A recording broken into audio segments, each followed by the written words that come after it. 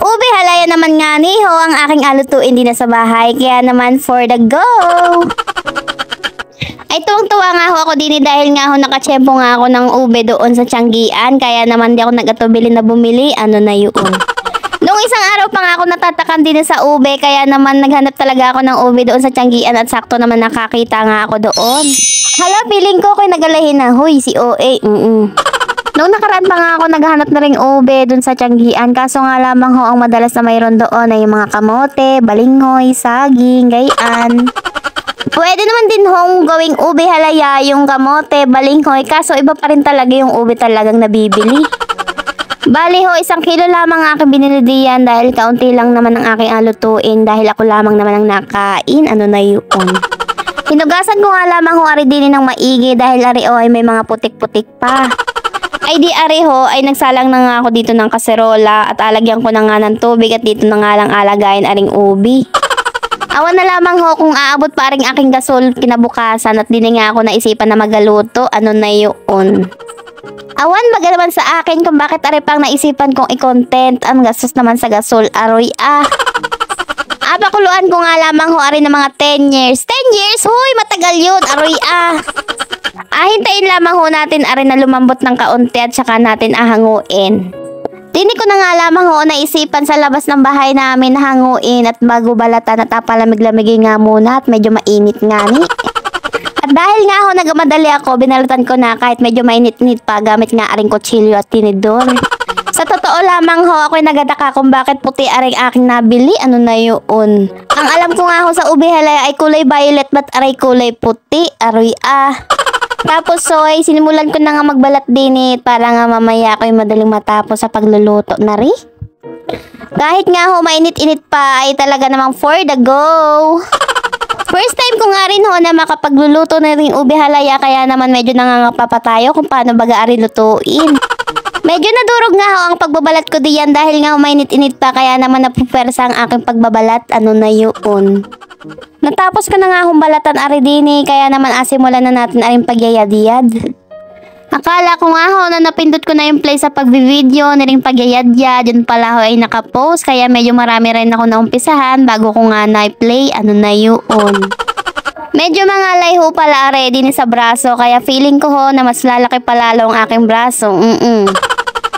After ko nga humayari aring pagyayad-yad ay pumunta na nga ho ako muna ng bayan para nga ho bumili ng kakanggata. 20 pesos nga lamang nga aking biniling kakanggata at pagkatapos nga ho bumalik na nga kami din sa bahay para nga lutuin na nga ari. Kaunting kakanggata nga lamang yung aking nalagay diyan para nga hindi masyadong nakakauya. Uy, akala mo naman talaga. Pinakta ko na din po pala diyan sa ating kaserola na may gata iring ating niyadjad kaninang ube for the go. Tapos ay naglagay na din po pala ako diyan ng 1 timbang star margarine. Huy, sobrang dami, hindi man uy. Syempre, yun tama lamang ho para naman ho hindi masyado magdikit-dikit at hindi magtutong. Madali lamang ho ari lutuin kaso nga lamang ho ay medyo mangalay nga ho sa braso at hindi mo nga ho atigilan ng paghahalo. Naglagay din po pala ako dito ng food coloring na kulay violet para na nga masabi nating ube halaya ari. Ano na yun? Tansyado lamang po pala ang aking paglalagay din ng food coloring baka naman humapasobra at maging kulay black naman. Ano na yun? Aroy Tapos ay naglagay nga ako ng kaunting kakanggata ulit at medyo naiga nga aring aking inaluto. Tapos maya-maya ay nilagay ko na nga yung mga hiniwa kong butter kanina. Tapos habang hinahalo ko yan diyan ay nilagyan ko na nga ho niring ube condensed flavor para naman mas lalong kumulay. Inilagay ko na din po pala itong condensed milk para mas lalong tumamis ang pagmamahal niya sa'yo. Huy, hindi man! Aring ube. Naglagay din po pala ako ng kaunting patak nilang asukal para naman mas bumalansi ang ating tamis. At after 20 years na paghahalo ay luto na nga ang ating ube halaya. Noong maluto na nga ating ube, sinalin ko na nga ho din sa malinis na lagayan at mamaya ay ating apalamigin. At maya-maya ho ay kinaskasan ko na nga ho ari ng Eden cheese para nga naglalaban yung tamis at alat. At sa wakas ay luto na ang ating ube halaya with cheese. At kinabukasan ay papunta nga ho kami din sa Pinamalayan para nga ho umakyat ng bundok. Sakto din naman na wala akong ginagawa sa bahay kaya naman naisipan ko na sumama na lamang doon sa kanila sa aking pinsan. Bundok nga pala ng Dolores Peak na inatawag din sa pinamalayan ng aming aakyatin. Akala mo naman kung makapagsama ay malakas ang tuhod, ano na yun? Tamang picture-picture na nga lang muna din sa baba at mamaya ay medyo sasabak na sa matinding pagkakaakyat na matatarik na bundok, ano na yun? Unang kita ko pa lang sa aming unang aakyatin, wari ko'y mangalay-ngalay ng aking tuhod. Tapos ay dumiretso na nga kami din sa may kubo para nga magpatago nilang aming mga helmet at mga kako mga wala doon sa aming motor. Nagbaon din pala kami ng luya para iwas hilo pagdating doon sa tuktok.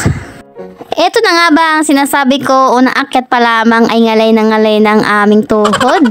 Nakuha ko pa nga mag-selfie at mag 0.5 diyan para nga kunwari hindi napapagod. Aroy Tapos nung marating namin yung bandang itaas ay nakita ko nga itong napakagandang tanawin. Bilib nga ako sa dalawa kong kasama na para bang hindi napapagod at walang hingal sa katawan. Ay sana all. Nag-water break nga muna nga kami saglit at nakita nga naman itong napakagandang puno. Daig kong pag nasa Japan. At habang pataas kami ng pataas ay paganda ng paganda ang aming natatanaw. Meron din pala kami nakikita dito na mga note kung anong oras sila bumaba at kung anong oras sila umakyat. May mga hugot lines, gayaan. Ay sana all. Meron pa nga akong nag-note din na hindi na daw sila babalik. Wag ka pero kinabukasan nandiyan na naman. Pagdating nga namin din sa tuktok ay worth it ang aming pagod at hingal at napakaganda naman talaga. Kaya naman, tamang emote, tamang inarte na lang muna dito sa Gedli for the go!